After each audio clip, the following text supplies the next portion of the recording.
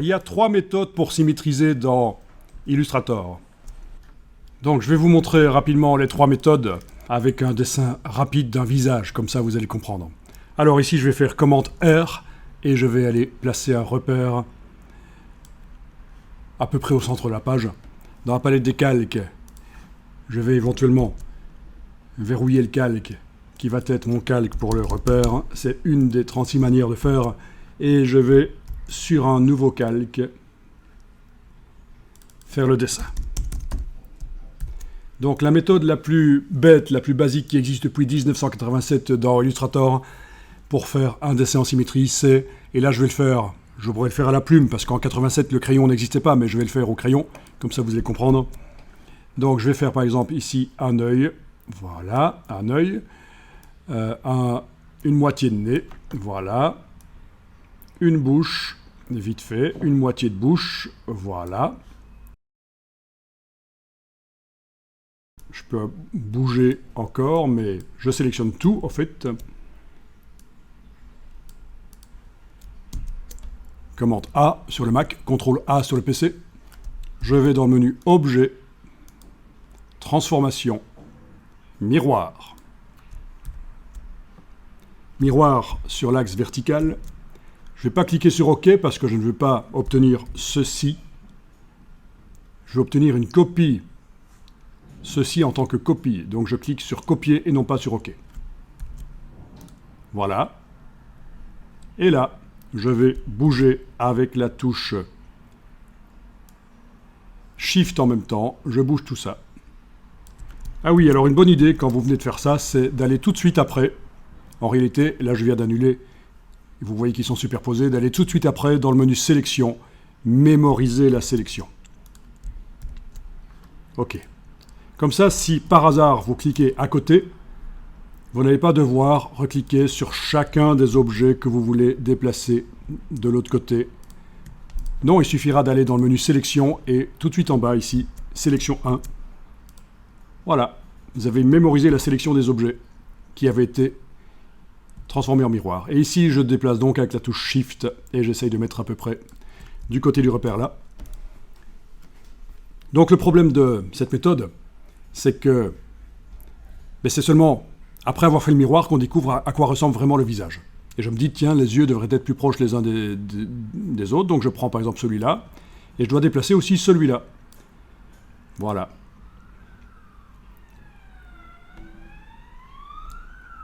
Ou comme ça, voilà, je gère, j'essaye de voir, mais c'est pas un miroir dynamique. Quand je bouge une partie, ça ne bouge pas l'autre. Ça, c'est un des problèmes. Et le deuxième problème, donc, c'est que on ne voit pas, pendant qu'on dessine, ce que ça va donner. C'est seulement quand on a fait le miroir après qu'on découvre. Alors qu'en fait, c'est un peu idiot. Ça fait depuis très très longtemps, bien avant l'infographie et l'informatique, ça date d'il y a des siècles, si pas des millénaires, qu'on utilise un miroir.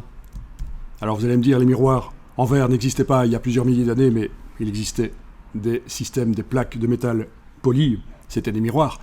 Donc ça fait très longtemps qu'on utilise un miroir dans la vraie vie pour dessiner, comme on le voit ici, le gamin qui dessine la moitié de son personnage et qui regarde dans le miroir pour voir ce que ça donne le personnage entier.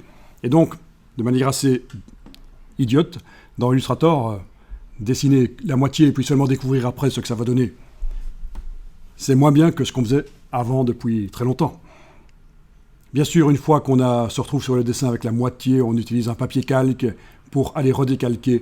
Vous voyez, on met un papier calque, on dessine au crayon dessus, puis on le retourne, on le met de l'autre côté, on repasse sur les traits, et ça redécalque, et on repasse au marqueur, et on a la symétrie. Très intéressant, très marrant comme petit atelier pour les enfants. Quoi qu'il en soit, voilà, ça c'était la première méthode, très très ancienne depuis la première version de Illustrator, 1987. Ok, je vais reprendre un nouveau document, en fait, pour vous montrer l'autre méthode qui existe depuis 15 ans pour faire de la symétrie dynamique. Donc vous allez la rencontrer souvent dans des tutoriaux sur le web. Plein de tutoriaux sur YouTube expliquent cette méthode pour symétriser. Comme on le fait dans un logiciel 3D quand vous dessinez la moitié d'un avion, par exemple, dans un logiciel 3D, vous voyez en temps réel l'autre moitié qui se crée. Donc vous avez une idée du look de l'avion que vous êtes en train de dessiner. Avion ou n'importe quoi qui est symétrique, bien sûr. Et donc là, je vais vous montrer la méthode des effets spéciaux de transformation. Donc au départ, ça commence comme l'autre méthode, vous avez vu, hein, j'ai créé un repère vertical, je l'ai mis sur un calque, j'ai verrouillé, c'est une des méthodes pour les repères. J'ai créé un autre calque, je l'ai appelé dessin, et sur le calque dessin, que je dois sélectionner, là voilà, je vais dessiner. Et donc au départ, ça commence avec, en fait, une petite forme minuscule, voilà, que je vais tracer contre le repère, voilà. Ok, donc là, dans la palette contour, menu fenêtre, contour, dans les options, je vais dire que le contour est à l'intérieur, comme ça il ne va pas parasiter le positionnement de la forme par rapport au repère, le positionnement des vecteurs, vous comprenez l'idée? Parce qu'avec les vecteurs, avec le contour à cheval sur les vecteurs, c'est difficile de coller le carré contre le repère. On n'est pas bon. Voilà. Alors en ayant le carré sélectionné, je vais dans le menu Effets, Distorsion et Transformation. Transformation. Et là, avec la case aperçue cochée, je vais indiquer que je fais un miroir sur l'axe X. En réalité, c'est l'axe Y, vertical, mais il y a un problème de traduction dans les logiciels Adobe. Ils ont traduit flip horizontal par miroir sur l'axe X, alors qu'en fait, quand on fait un flip, quand on fait un retournement horizontal, c'est sur un axe Y. Bon, peu importe. Vous voyez que c'est sur l'axe Y que ça doit... sur l'axe X que ça doit se faire. Mais en réalité, l'axe Y, vous cochez miroir sur l'axe X. Par rapport au carré, le repère vertical est à droite, donc je dois indiquer ici où il se trouve. Voilà. Ensuite, on voit que directement, le carré se symétrise. Par contre, l'original du carré perd ses couleurs. C'est pour ça qu'il faut que j'indique ici que je veux une copie et pas 0. 1, touche tabulation sur le clavier, et voilà. L'original garde ses couleurs. OK. Et puis là, je vais commencer à faire un dessin. Voilà. Bon, peu importe le carré, je vais le mettre plus haut, là, voilà. Le dessin, je vais le faire là. Le dessin, par exemple, d'un œil, vite fait.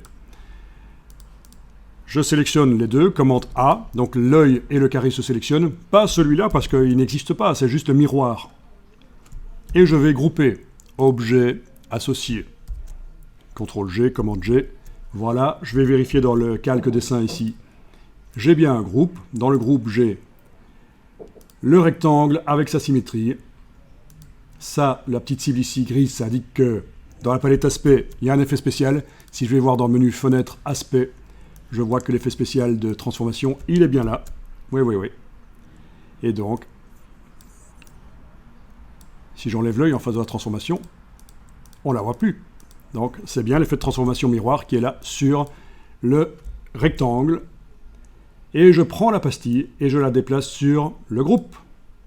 Ainsi, tout ce qui est dans le groupe se symétrise. Ensuite, je vais dessiner le nez. Voilà, le nez, vite fait. Il ne se symétrise pas parce que il n'est pas dans le groupe. Il est au-dessus du groupe.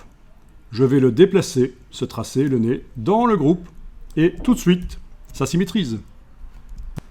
Comment faire pour que, quand je fais un tracé, il soit directement dans le groupe? C'est simple, je sélectionne le groupe, et en faisant un clic droit sur n'importe quel des objets du groupe, je demande « Isoler le groupe sélectionné ». Je suis dans le groupe, je travaille que sur le groupe. La palette des calques ne me montre que le groupe. Et si je fais maintenant autre chose, par exemple la bouche, voilà, la bouche. Voilà. Donc avec la flèche noire, puisque je suis dans le groupe, je peux prendre l'œil et commencer à bouger, modifier le look, la hauteur de l'œil, la hauteur du nez, voilà. Symétrie dynamique. La bouche, je vais l'écraser avec l'outil de transformation. Avec la touche, non pas avec la touche Shift. Pourquoi il ne veut pas? Commande Z. Voilà. Etc. Donc, je vois directement ce que ça va donner. C'est super. C'est super chouette. C'est ce qu'il faut. Voilà. Le carré, là au-dessus, on peut le supprimer, il ne sert plus. C'était juste pour démarrer l'illustration. Voilà, voilà.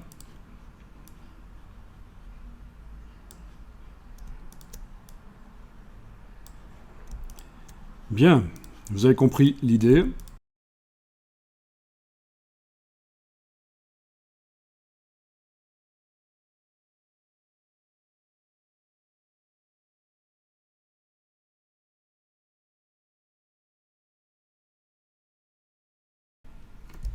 Et alors là, je vais vous montrer l'autre manière de faire la symétrie, la troisième manière, qui est la plus puissante, la plus récente. Elle date à peu près de 2022. Donc, vous devez aller dans Objet, Répéter et enclencher Miroir. Mais il faut un objet de départ. Donc, je vais juste faire un petit carré pour avoir un objet de départ. Voilà, le carré est là.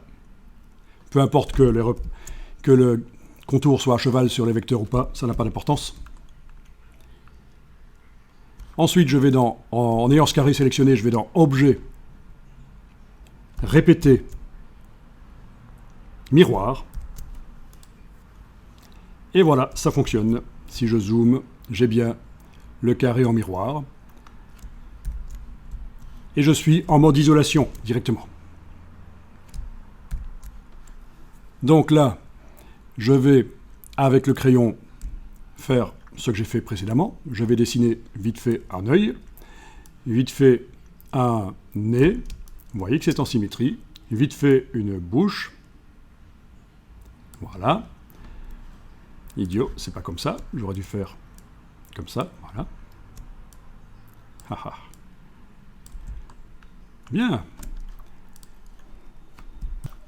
Je sors du mode répétition. D'ailleurs, dès que vous enregistrez le fichier, ça va sortir tout seul. Et donc, vous ne savez plus la modifier. Si vous savez modifier la position de tout le système de répétition miroir, mais modifier les vecteurs, non, il faut rentrer à nouveau dedans. Et pour ça, en ayant dans les réglages généraux ceci qui est coché, cliquez 2 fois pour isoler, vous allez pouvoir double-cliquer sur la partie où il y a le dessin, et même l'autre partie d'ailleurs ça marcherait, et vous êtes revenu dans le mode édition, et flèche noire, je clique à côté, je reclique sur l'objet que je veux bouger, et je le bouge, et là je suis en train de modifier. Vous voyez, c'est très drôle, amusant. Donc je vais ici faire un cercle, vite fait, voilà, avec Alt-Shift, bien. Donc si ce cercle passe au-delà du miroir, il y a un système de masquage qui fait qu'il n'y a pas de problème. Ça casse pas, et en plus il disparaît. Bien, trop fort.